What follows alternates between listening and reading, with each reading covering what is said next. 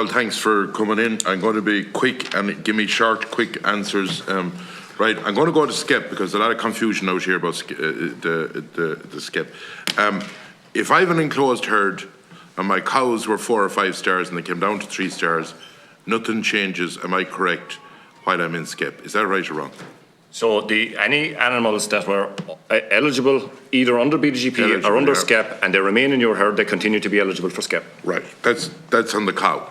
If I had bought a 4 or 5 star bull and I had an enclosed herd and that bull bulls them cows less summer and I have calves coming forward, my heifer calves coming forward that I hold on my farm, are they, even if my cows have been reduced to 2 star and my bull has been reduced to 2 star, are they eligible under skep for this skep? If they come forward and they're out of a 2 star cow and a 2 star bull and they are 2 star themselves, currently they are not eligible going forward. So they are not eligible for the person going forward. Correct. In the skips. Correct. Right. If I am selling them, they are not eligible either. Correct. Is that correct? Correct, yes. So that is going to have dire consequences for the people that have signed up to skep if the figures have gone wrong on their farm. It'll certainly create challenges. Dire consequences. Well, okay, that's fair right. enough. That's the first thing. In relation, and I just want to get my head around this, I follow the kills in factories. Over the last 4 or 5 years, with all our genomics in dairy and all our genomics in beef, can you explain to me, we are now overall, and you'd be able to probably give me a breakdown between beef and dairy, overall we have lighter carcasses. In actual fact, if you want to talk about carbon, we are now killing 4 cattle to probably 3 going back 8 to 10 years ago to make up the same weight. If you look at the weights, if you look at the quality, say be it a nose or a peas or a ewe or whatever, quality has gone down. Explain that to me, please. Okay. With all our genomics, do you know what I mean?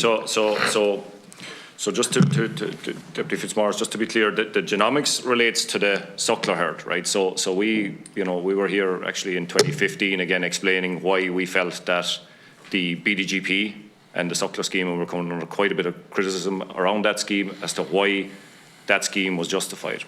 So, Deputy Fitzmaurice, you're absolutely correct. At a national level, the carcass weights and carcass conformation has been dropping. Okay.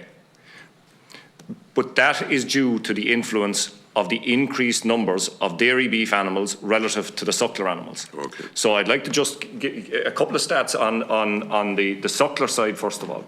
Well, maybe I'll start with the dairy and the dairy beef first of all. They have, over the last 5-6 years, as you highlighted, they have dropped in terms of their carcass weights slightly. So the dairy beef animals are down about 6 kilos on average of carcass weight over the last number of years. Okay, conformation has dropped probably half a conformation score. Similar on the dairy side, maybe even slightly more exaggerated on the dairy animals.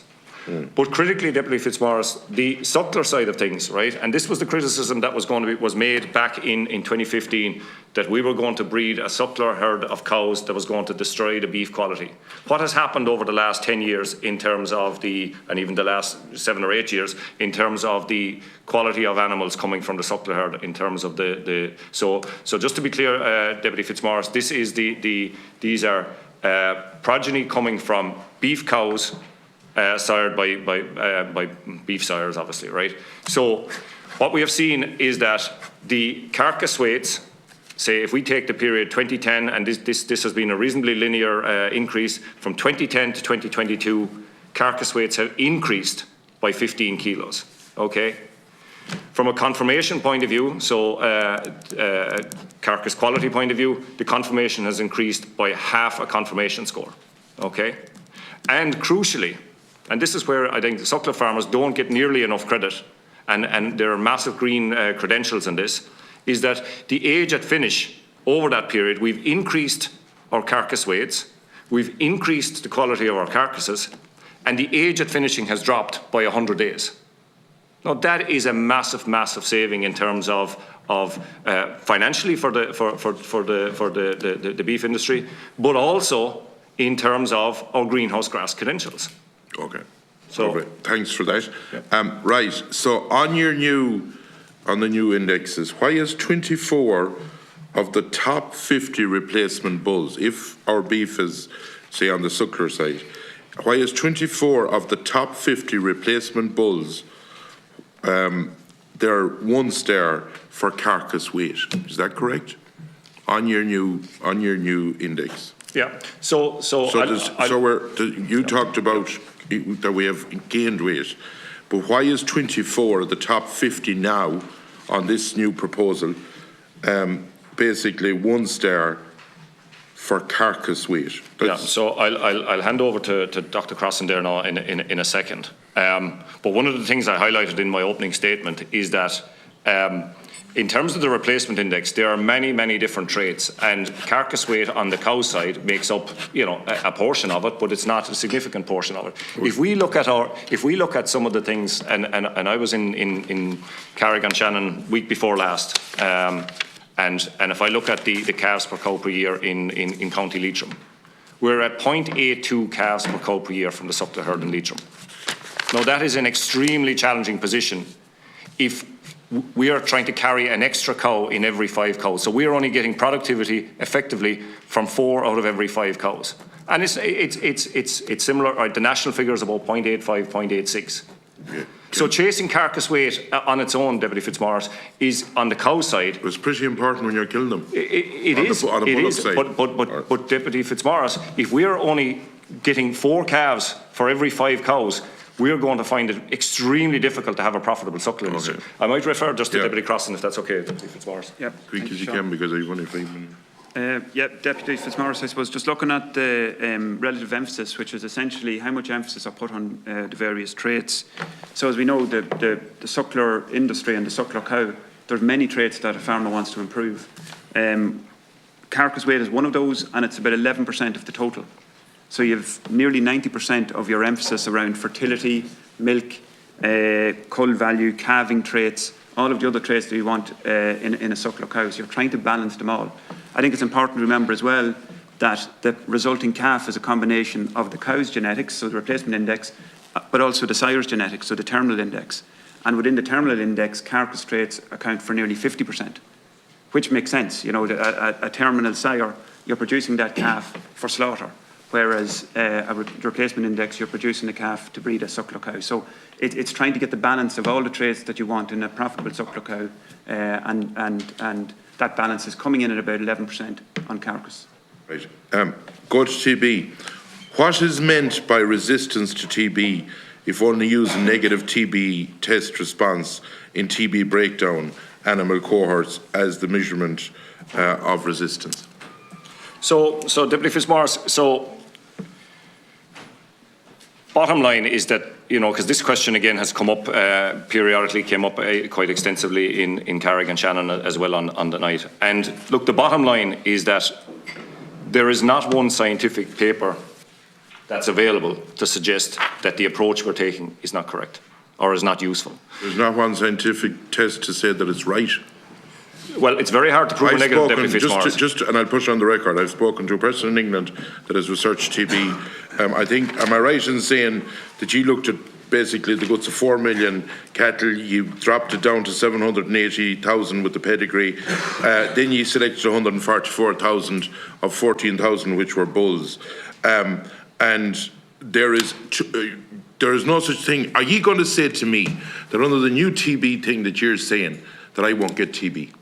Absolutely not. Right. That would absolutely. What is basically with the department? Okay. Am I right in saying that it's 300 herds at 50 apiece is basically to say that we're nearly exempt from TB? That's the department's guide that they put on it. Is that right or wrong? I'm not sure of that figure. Well, that's the figure. Okay. That's can I come back to Deputy Fitzmaurice? So, the evidence on this is quite clear, and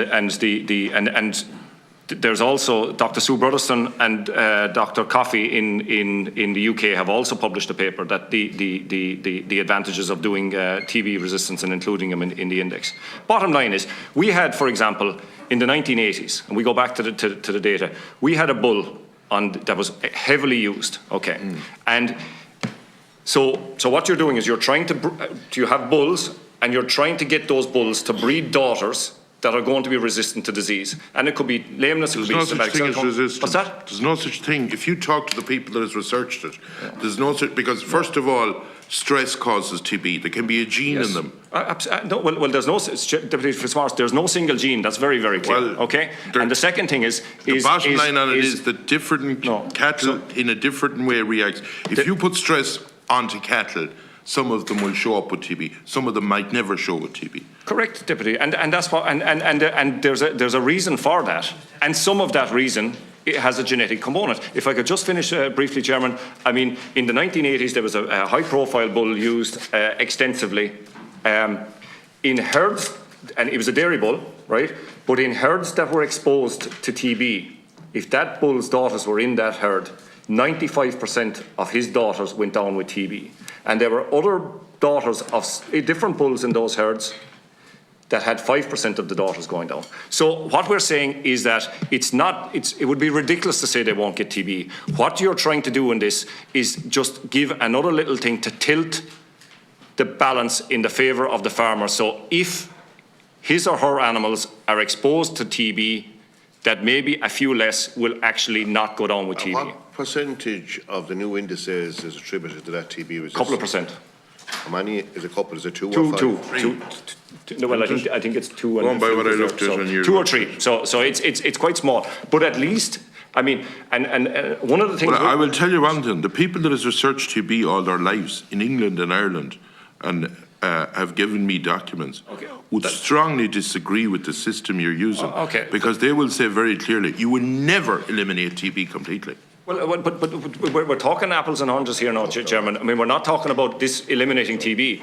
But Dr. Margaret Good, who I'm sure was in front of this committee over the years, is now retired, she was very clear that there is absolutely no basis for I have a heap more questions, but my time is up. Yeah, but look, there's